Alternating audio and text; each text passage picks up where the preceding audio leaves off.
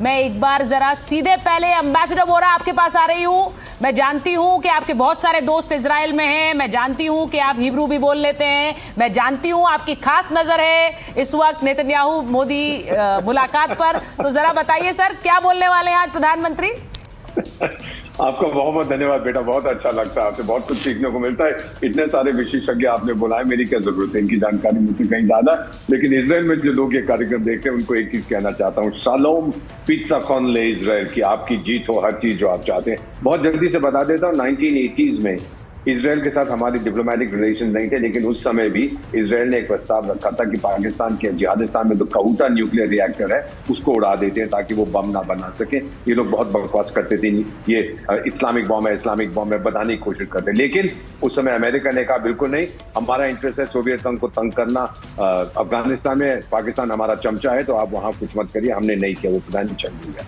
फिर 1991 में, बेटा सुनते जाइए, हमारी हालत बहुत खराब थी, कश्मीर में आग लगी हुई थी, नक्सल फुदक रहे थे, इकोनॉमिक हमारी जो आर्थिक व्यवस्था बिल्कुल तकरीबन नष्ट हो गई थी, बहुत समस्याएं थी हमारी। और उस समय फिर हमने समझौता किया, हमने फिर इजराइल के साथ संबंध बनाए। हमने पैलेस्टीनियन से, पैलेस्टाइन लिबरेशन ऑर्गेनाइजेशन के चेयरमैन जिन्हें मैं जानता था, यासिर अराफात से हमने कहा क्या हम दोस्ती कर लें इजराइल के साथ, फॉर्मल रिकॉग्निशन। उसने कहा सारे अरब, सारे मुस्लिम लोग यही चाहते हैं कि हम नॉर्मलाइज करें, आप कर लीजिए। सब हमने किया। तो बेटा आज नेसेट में वो क्या बोलेंगे? वो बोलेंगे वो इतिहास का पन्ना जो हमने कवर किया है, समय लगा, देर आए दुरुस्त आए। और फिर इजराइल एक हमारा ऐसा दोस्त है, बेटा मेरी बात मान जाइए, मैं आंखें बंद करके उन पे भरोसा कर सकता हूं, कभी कुछ नहीं किया जिससे मुझे नुकसान हो। और फिर प्राइम मिनिस्टर नरेंद्र मोदी इस समय गए इजराइल, 57 मेंबर्स हैं, 57 ऑर्गेनाइजेशन ऑफ इस्लामिक कोऑपरेशन, एक जिहादिस्तान को छोड़ दिए, बाकी 56 में किसी ने आलोचना नहीं की है। यहां तक कि पैलेस्टीनियन अथॉरिटी ने भी बोला कि आप गलत काम कर रहे हैं। इसका मतलब है जो भारत इस समय कर रहा है मिडिल ईस्ट में और इजराइल के साथ, सारे अरब, सारे मुस्लिम देश चाहते हैं कि अब नॉर्मलाइज करें इजराइल के साथ। ये जीत है भारत की डिप्लोमेसी की, और मुझे गर्व है कि मैं भारतीय डिप्लोमेटिक सर्विस का एक सदस्य हूं। एम्बेसडर वोरा, जो बात आपने कही है, मैं वही सवाल एक बार एम्बेसडर सज्जनार से पूछूंगी। आपने जो बात कही कि एक ऐसा देश है जिस पर मैं आंख बंद करके भरोसा करूं क्योंकि वो हमारे साथ हमेशा खड़े रहे हैं। एम्बेसडर, मुझे ये बताइए कि जिस तरह एम्बेसडर वोरा कह रहे हैं, भारतीय प्रधानमंत्री ने एक आउटरीच ही की, क्योंकि वो पहले प्रधानमंत्री थे जो इजराइल गए और अब ये उनका दूसरा दौरा है। तो ये हम बता रहे हैं कि हमारे लिए इजराइल कितना इंपॉर्टेंट है, क्योंकि चाहे वो ऑपरेशन सिंदूर हो या उससे पहले, इजराइल ने समय समय पर भारत का साथ दिया है। They have been standing with us हमेशा। एम्बेसडर सज्जनार जी, बहुत धन्यवाद सुचारिता, मुझे आमंत्रित करने के लिए। मैं बिल्कुल सहमत हूं। देखिए, अगर पूरी दुनिया में देखा जाए तो इजराइल एक ऐसा देश जो हमेशा भारत के साथ खड़ा रहा है।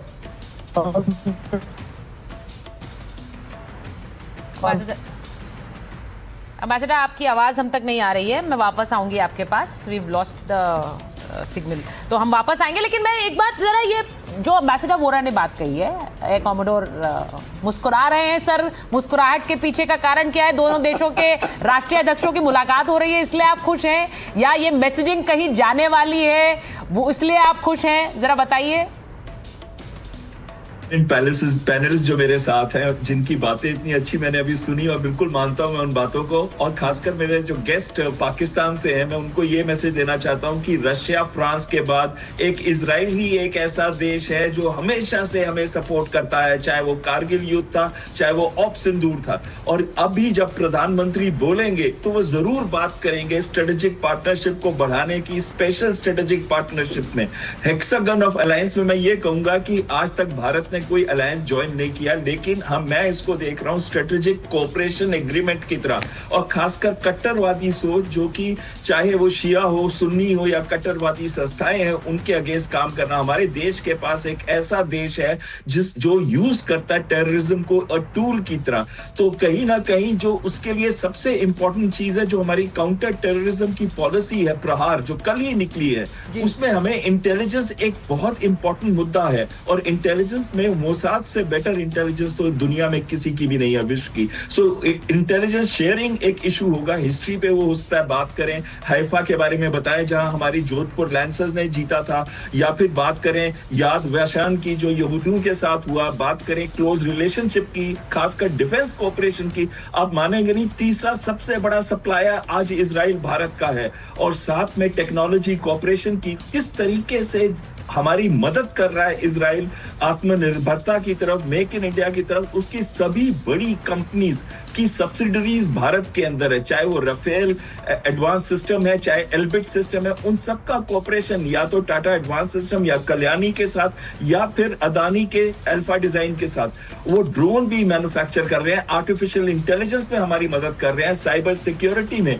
वो भारत को एक मजबूत देश और एक अच्छा फ्रेंड देखते हैं। और इस वजह से मैं मुस्कुरा रहा था, क्योंकि आज की विजिट ऐसे टाइम पे आ रही है जब मध्य पूर्व में बहुत बड़ा तनाव है। और देखिए हमारे प्रधानमंत्री आगे लीडिंग फ्रॉम द फ्रंट वहां पहुंचे हुए हैं, और पहुंच के वो कोशिश कर रहे हैं कि वो अपनी बात भी रख सके। मैं इस बात में भी इंटरेस्टेड हूं क्योंकि भारत को हर कोई गुटनिरपेक्ष मानता है।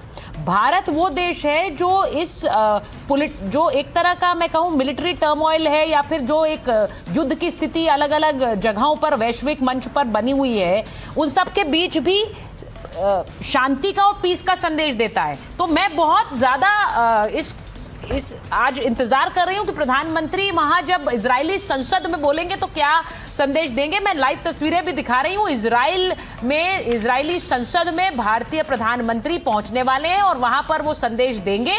वो आज क्या बोलेंगे उस पर तो नजर बनी हुई है। लेकिन मैं एक बार जरा प्रोफेसर जहांगीर के पास जाती हूँ। मेजर शेख नदीम हमारे साथ है, उनके पास पहले चले जाते हैं। मेजर नदीम जरा बताइए भाई, एक अलायंस बन रहा है, उसमें आप लोगों को क्यों दिक्कत हुई कि आपने एक प्रस्ताव पास कर दिया पाकिस्तानी संसद में?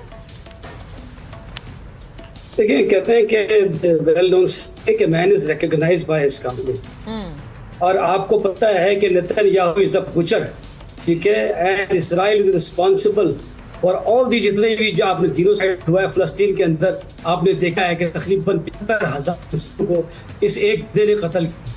मैं समझता हूँ हिटलर से भी बड़ा ये खूनी आदमी है। और अब मैं शुक्र अदा करता कि अल्लाह ताला ने हमें उस साइड पर नहीं रखा जिस साइड पर ये सारे लोग मेरे साथ जो बैठे हुए थे, बड़े बड़े नाम, दीपक साहब और इन सब। ट्रम्प बोलेंगे तो आप वहां चले जाएंगे ना? मेजर नदीम, अगर ट्रम्प बोल रहे हैं तो आप तो वहां पर तैनाती के लिए भी तैयार हैं? जिसके वारंट निकाले हुए हैं इंटरनेशनल कोर्ट ऑफ जस्टिस ने, दीपक साहब जैसे डिसेंट लोग। मेजर नदीम, ये बातें बोलने की हिम्मत डोनाल्ड ट्रंप से करिए ना आप लोग। शर्म नहीं आती? मैं आपसे ये कहना चाहती हूँ, आज मैं इस मंच से, मेजर नदीम सुनिए मेरी बात, मैं आज इस मंच से कहना चाहती हूँ कि आप ये बातें आपकी सरकार जाके डोनाल्ड ट्रंप से कहे, क्योंकि डोनाल्ड ट्रंप तो दुनिया को बता रहे हैं कि अगर वो हस्तक्षेप नहीं करते तो पाकिस्तानी प्रधानमंत्री आज जिंदा नहीं होते। आज उन्होंने ये बयान दिया है। ए कॉमोडोर, वो सुना है ना आपने भाई, पाकिस्तानी प्रधानमंत्री जिंदा नहीं होते अगर डोनाल्ड ट्रंप ने इंटरवीन नहीं किया होता।